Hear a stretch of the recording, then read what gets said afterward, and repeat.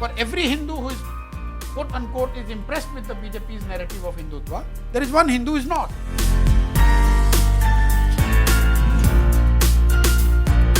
See, this polarization thing I have been talking about, this is much more overhyped than what actually it is on the ground. Polarization, the methods of polarizations have changed.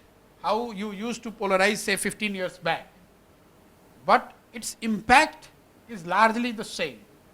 And we have looked at the electoral data and what we call the elections in the immediate aftermath of the most polarizing events.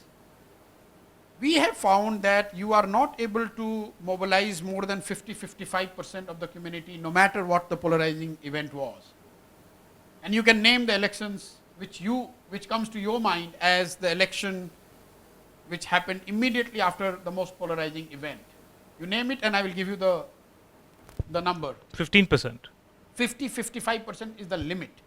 What does it tell you? Suppose you are trying to polarize Hindu community, the majorities.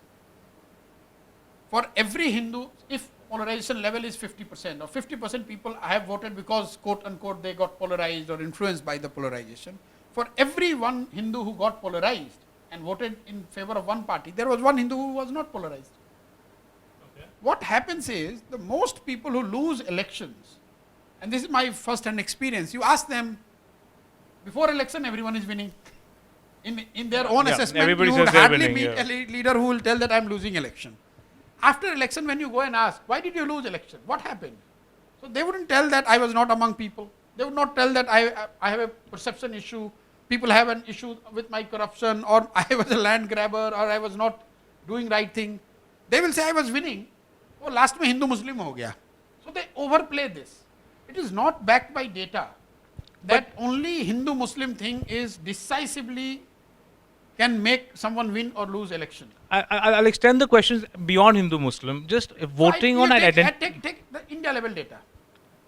Lot of people you meet casually mention, bhai, sare Hindu polarize ho gaye, sab saffronize ho gaye India mein. Now in India, BJP is getting 38% vote. Assume for a minute, for an argument's sake, that everyone who is voting because they are convinced about the BJP's way of Hindutva or their propagation of Hindutva or saffronization, whatever you want to call it. A simple math student will tell you, what does it tell?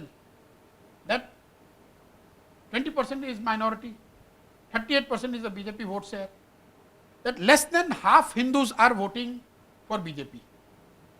Yeah. What does it mean?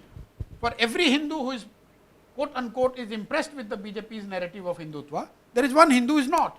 But when you talk casually, people after people will tell you, कोई बचा नहीं है, सब saffronize हो गए, सारे लोग polarize हो गए. ये सच्चाई नहीं है. It's not backed by data. No, fair. But I mean, the Hindus have been a majority in this country for so many years, and the BJP has not been winning for all those years. Yes. So no, even now they are not. I'm saying even now.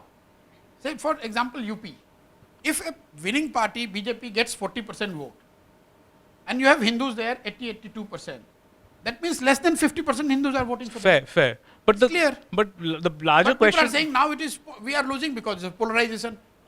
Maybe it is playing its part. Yeah. But you are not winning or losing only because of polarization, and that is why from the BJP's point of view, what I said, it's not only Hindutva.